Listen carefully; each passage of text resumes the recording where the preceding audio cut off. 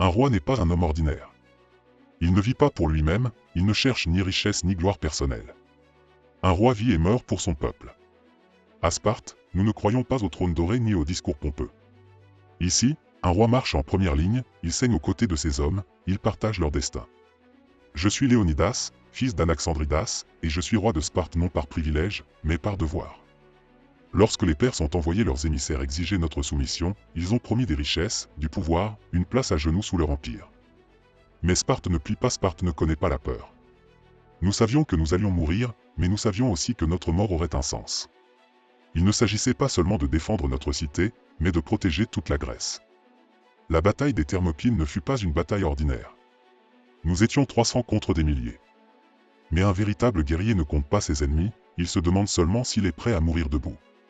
Car au-delà du combat, c'est une philosophie qui s'exprime, mieux vaut une mort honorable qu'une vie de servitude. Aujourd'hui encore, alors que les empires tombent et renaissent, que les peuples hésitent entre la liberté et la soumission, l'histoire des 300 Spartiates résonne comme un avertissement. Car il n'y a pas de véritable grandeur sans sacrifice, pas de liberté sans combat.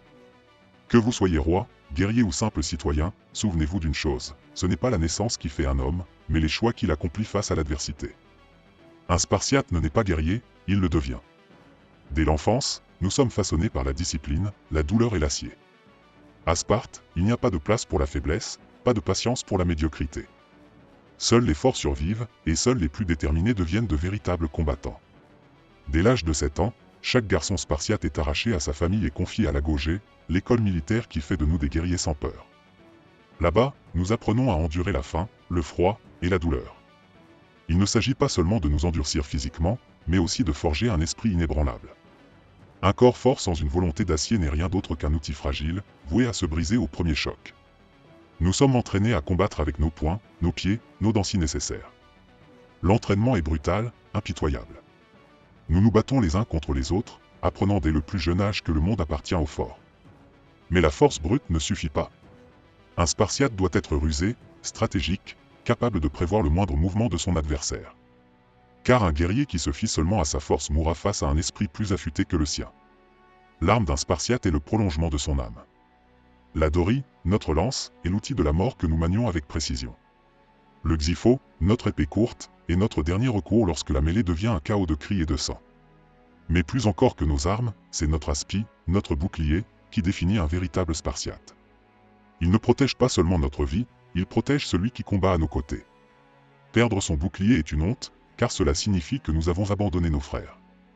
Nous sommes aussi formés à résister à la peur. La douleur est une illusion, la peur une faiblesse. Un Spartiate ne recule jamais. Nous n'avons pas été élevés pour fuir, mais pour affronter. Chaque cicatrice sur notre peau est une leçon, chaque goutte de sueur versée à l'entraînement nous prépare aux batailles à venir. Mais la discipline n'est pas seulement physique. Elle est mentale, gravée dans notre chair et notre esprit. L'honneur, la loyauté et le sacrifice sont des piliers indissociables de notre existence. Un Spartiate ne combat pas pour lui-même, mais pour son peuple, pour sa patrie, pour la gloire de Sparte. C'est ainsi que nous sommes façonnés, par le fer et la discipline. Pas comme des hommes ordinaires, mais comme des remparts vivants contre l'ennemi. Lorsque nous marchons sur le champ de bataille, ce n'est pas la peur qui guide nos pas, mais la certitude que nous sommes prêts. Prêts à affronter la mort, prêts à devenir des légendes. Ils étaient des milliers.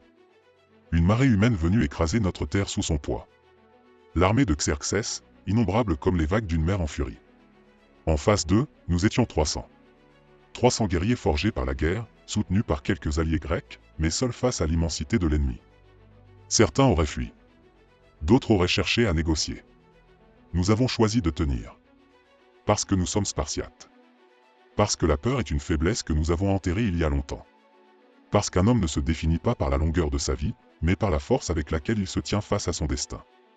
Les Thermopyles, un passage étroit entre la mer et la montagne, un goulet si mince que l'immense armée perse ne pourrait pas nous submerger d'un seul coup. Un choix stratégique. Un piège mortel. Si nous devions tomber, nous emporterions un millier d'ennemis avec nous. Le premier jour, ils sont venus comme une vague. Leurs soldats, forcés à combattre sous la menace du fouet, ont été brisés contre nos boucliers. Nous tenions la ligne, compacte, inébranlable. L'aspi levé, le dory en avant, transperçant chair et os sans hésitation. Nous avons combattu comme un seul corps, comme une seule volonté. La phalange spartiate, un mur de mort contre lequel leur nombre n'avait aucun poids. Le deuxième jour, ils ont envoyé leurs meilleurs. Les immortels. La garde d'élite de Xerxès, vêtue de noir, masquée, rapide, implacable. Mais nous étions prêts. Leur lame n'était rien face à notre discipline. Ils s'attendaient à la peur, ils n'ont trouvé que la rage. Nous les avons massacrés, repoussant encore et encore leurs assauts. Xerxès, le roi des rois, regardait son armée être humiliée par 300 hommes. Puis est venue la trahison. Un Grec, avide d'or et de survie, a livré à l'ennemi un sentier caché à travers les montagnes. Les Perses allaient nous prendre à revers. Nous savions alors que notre destin était scellé. Mais nous n'avons pas fui. Nous n'avons pas imploré. Nous avons accepté la mort comme nous avions accepté la guerre. Le dernier jour, nous avons combattu sous une pluie de flèches. Les Perses nous encerclaient. Le fer s'entrechoquait, le sang coulait en rivière. Nos bras étaient lourds, nos boucliers fendus, mais nos cœurs battaient toujours avec la même fureur. À un, nous tombions, mais nous tombions debout.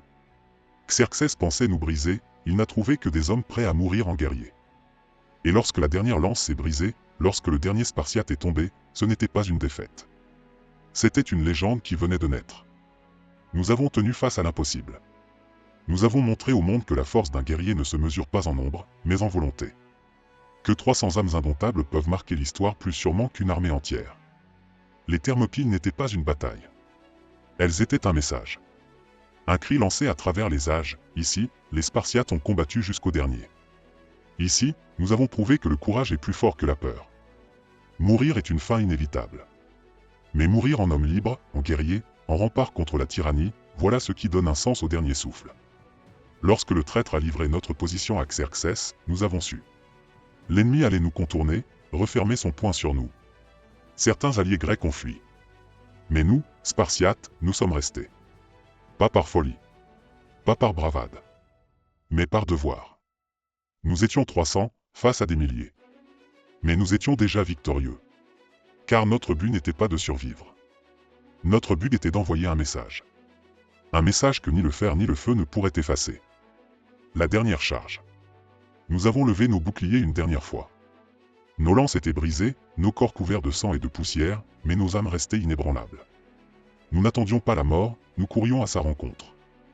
Nous avons frappé encore et encore, chacun d'entre nous sachant que son heure était venue. Mais nous n'avons pas plié. Les Perses pensaient que nous allions implorer. Ils n'ont trouvé que des guerriers qui riaient face à la fatalité. Nous leur avons offert une bataille dont ils se souviendraient à jamais. Chaque Spartiate tombé emportait avec lui 10 ennemis. Chaque bouclier brisé laissait place à une dernière riposte. Quand enfin l'ombre des flèches a couvert le ciel, nous nous sommes relevés, l'arme au poing. Mourir, oui. Mais mourir debout. Mourir en sachant que notre sacrifice serait l'étincelle d'un incendie plus grand. L'héritage des Thermopyles. Xerxès croyait que nous étions finis. Il croyait que notre mort signifierait la fin de la résistance. Mais il ne comprenait pas. Il ne comprenait pas que notre chute n'était que le début. Nos corps ont peut-être été écrasés sous les lames et le feu, mais notre esprit, lui, s'est répandu comme une traînée de poudre. À Athènes, dans toute la Grèce, le nom de Sparte résonnait comme un cri de guerre. Nos frères se sont levés. Ils ont pris les armes. Ils ont compris qu'il valait mieux mourir debout que vivre en esclave. Un an plus tard, à Platée, les Grecs se sont unis et ont vaincu l'armée perse. Non par miracle, mais parce qu'ils avaient vu ce que nous avions fait aux Thermopyles. Parce qu'ils savaient désormais que la liberté valait tous les sacrifices. La légende. Nous ne sommes plus. Mais nous sommes partout. Dans chaque homme qui refuse l'oppression. Dans chaque peuple qui choisit la résistance plutôt que la soumission. Nous sommes devenus une légende, non pas pour la gloire, mais pour la vérité. Le monde se souviendra toujours de nous. De ceux qui ont tenu tête à l'inévitable. De ceux qui ont prouvé qu'une poignée d'hommes libres vaut plus qu'une armée d'esclaves. Car au bout du compte, ce ne sont pas les nombres qui font l'histoire. Ce sont les actes de ceux qui osent la défier. La chair se brise. Le sang se répand. Mais l'esprit d'un guerrier, lui, ne disparaît jamais. Nous sommes tombés aux Thermopyles, encerclés, submergés, anéantis. Mais ce que nous avons fait ce jour-là a traversé le temps, a inspiré des générations. Un guerrier ne vit pas pour lui-même. Il vit pour un idéal, pour un peuple, pour une cause qui dépasse sa propre existence. Les Perses nous ont écrasés, mais ils n'ont pas vaincu. Ils n'ont jamais pu effacer ce que nous avons accompli. Car la vraie victoire ne se mesure pas en bataille remportée, mais en héritage laissé derrière soi. Nous avons prouvé qu'une poignée d'hommes prêts à mourir pour leur liberté pouvait tenir tête à un empire entier. Et toi qui écoutes ces mots, qu'en retiendras-tu? Le monde change, les ennemis prennent de nouvelles formes. Mais la lutte reste la même. L'oppression, la soumission, la peur. Elles existent toujours. Elles prennent d'autres visages, s'infiltrent autrement, mais elles cherchent toujours à briser ceux qui refusent de plier. Alors sois fort. Sois digne. Ne laisse jamais la peur guider tes pas. Un vrai guerrier ne se définit pas par les batailles qu'il mène, mais par le courage qu'il porte en lui. Peu importe que tu sois seul face à 1000. Peu importe que le monde te dise que c'est impossible. Car l'histoire l'a déjà prouvé, ceux qui refusent de s'agenouiller deviennent immortels. Un guerrier ne meurt jamais. Il devient une légende.